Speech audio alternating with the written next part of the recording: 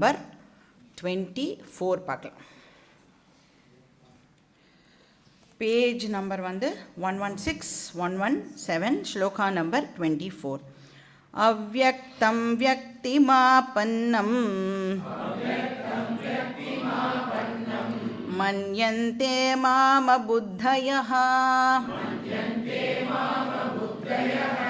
பரம் பாவமஜானந்தः மமாவ்யயமனுத்தமம்.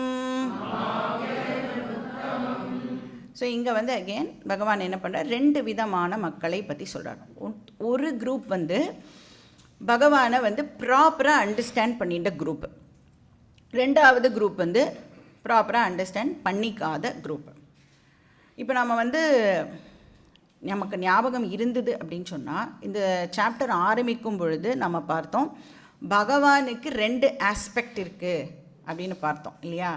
ஒன்று வந்து சேத்தன ஆஸ்பெக்ட், இன்னொன்று வந்து அச்சேதன ஆஸ்பெக்ட். ஒன்று வந்து நிர்விகாரம், இன்னொன்று சவிகாரம். ஒன்று வந்து நிர்குணம், இன்னொன்று சகுணம். ஒன்று சத்தியம், இன்னொன்று மித்யா அப்படின்னு பார்த்தோம். அதை வந்து என்னன்னு சொல்லலாம், ஒன்று வந்து பரா பிரகிருதி, இன்னொன்று அபரா பிரகிருதி அப்படின்னு பார்த்தோம் இல்லையா. இப்போ இந்த 2வது குரூப்பு யார் வந்து பகவானை சரியாக புரிஞ்சிக்கலையோ அவளை வந்து இக்னோரண்ட் பீப்புள் அப்படின்னு நம்ம சொல்கிறோம்.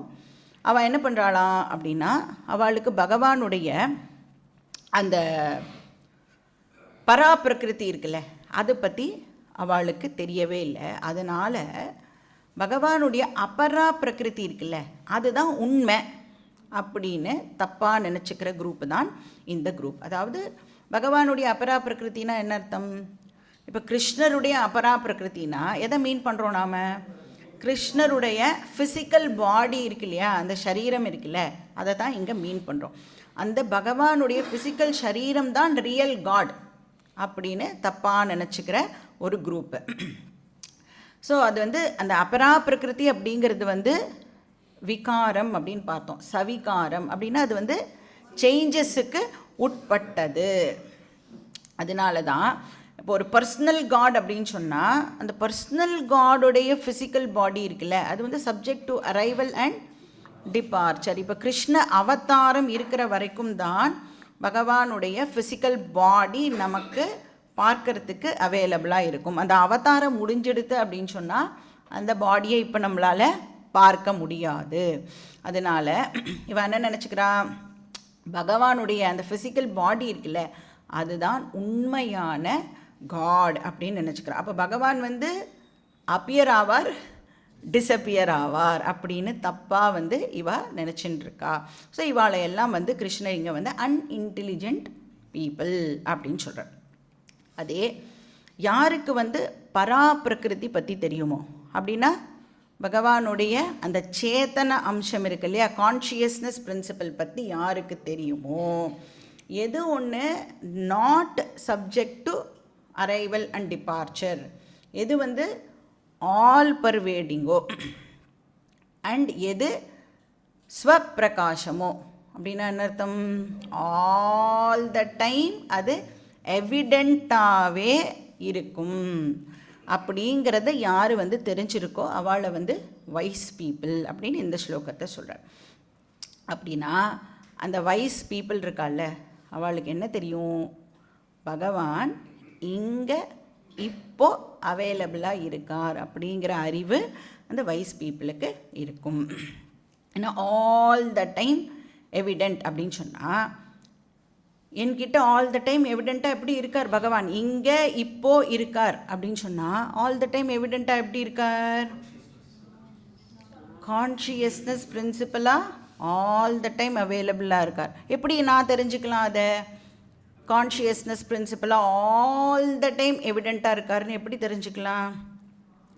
இப்போ நான் பேசுகிறது உங்களுக்கு கேட்குறதே இல்லையா, இப்போது நான் கேட்குறேன்னு எனக்கு தெரியறதே. இப்போது ஒரு வார்த்தை, இப்போ ஒரு சென்டென்ஸ் இப்போ பேசினா எனக்கு தெரியறது, 2வது சென்டென்ஸ் இப்போ பேசுகிறா அதுவும் எனக்கு தெரியறது. இப்போ ஃபஸ்ட்டு சென்டென்ஸ் சொன்னது எனக்கு புரியறது, அது எனக்கு தெரியறது. 2வது சென்டென்ஸ் என்ன பேசினான்னு நான் சரியாக கவனிக்கலை, அதுவும் எனக்கு தெரியறது. அப்போ எல்லாமே எனக்கு தெரியறதுன்னு சொல்கிறோம்ல, அது எப்படி இருக்குது? ஆல் த டைம் அது எவிடெண்ட்டாக கான்ஷியஸ்னஸ் பிரின்சிப்பிளாக பகவான் ஆல் த டைம் அவைலபிளாக இருக்கார். ஸோ இப்படி யார் பகவானுடைய பராப்பிரகிருத்தியை அண்டர்ஸ்டாண்ட் பண்ணிக்கிறாளோ அவளை நாம் ஞானி அப்படின்னு சொல்கிறோம். இங்கே ஃபஸ்ட் என்ன சொல்கிறார்? அபுத்தயா. அபுத்தயாகனா நமக்கே புரியுறது. அபுத்தயாகனா இங்கே யார்? அந்த அன்இன்டெலிஜென்ட் பீப்புள். அவள் என்ன பண்ணுறா? அபரா பிரகிருத்தியை ரியல் காடுன்னு நினைக்கிறா. ஃபிசிக்கல் பாடியை போய் ரியல் காடுன்னு நினைக்கிறா. அதனால் என்ன சொல்கிறா? அவ்யக்தம் வியக்திமா பன்னம். ஸோ இந்த இடத்துல அவ்யக்தம் அப்படின்னு சொன்னால் டிஸப்பியர் ஆகிறது அப்படின்னு அர்த்தம். அப்போது வியக்தி அப்படின்னு சொன்னால் அப்பியர் ஆகிறது அப்படின்னு அர்த்தம். ஸோ ஆப்பன்னம்னா அசியூம் பண்ணிக்கிறா, தப்பாக நினச்சிக்கிறா அப்படின்னு அர்த்தம். அப்போ பகவான் அப்பியர் ஆகிறார், முன்னாடி இல்லை, இப்போ ஒரு ஃபார்மோடு அவர் அப்பியர் ஆகிறார் அப்படின்னு அவள் தப்பாக நினச்சிக்கிறா. இப்போ நம்ம இந்த புராண கதையிலெல்லாம் பார்த்துருக்கோம்ல, அவள் தபஸ்லாம் பண்ணுவா. பக்தர்கள் கடும் தபஸ் பண்ணினதுக்கப்புறமா திடீர்னு அந்த இடத்துல பகவான் தோன்றுறார் இல்லையா? அப்புறம் உனக்கு என்ன வேணும்னு கேட்பார். இவன் நான் சாகவே கூடாது அப்படின்னு ஒரு வரம் கேட்பா. பகவானும் சரி அப்படின்னு சொல்லுவார். ஆனால் ஒரு பிளானோட தான் சொல்லுவார். எப்படியாவது இவனை சாகடிக்கிறதுக்கு ஒரு பிளானை போட்டுட்டு ஓகே அப்படின்னு சொல்லுவார் இல்லையா? அப்போ அந்த மாதிரி அந்த அப்பியர் ஆகி டிஸப்பியர் ஆகுதுல்ல, அதை போய் உண்மையான பகவான் அப்படின்னு நினைக்கிறவா அபுத்தயா.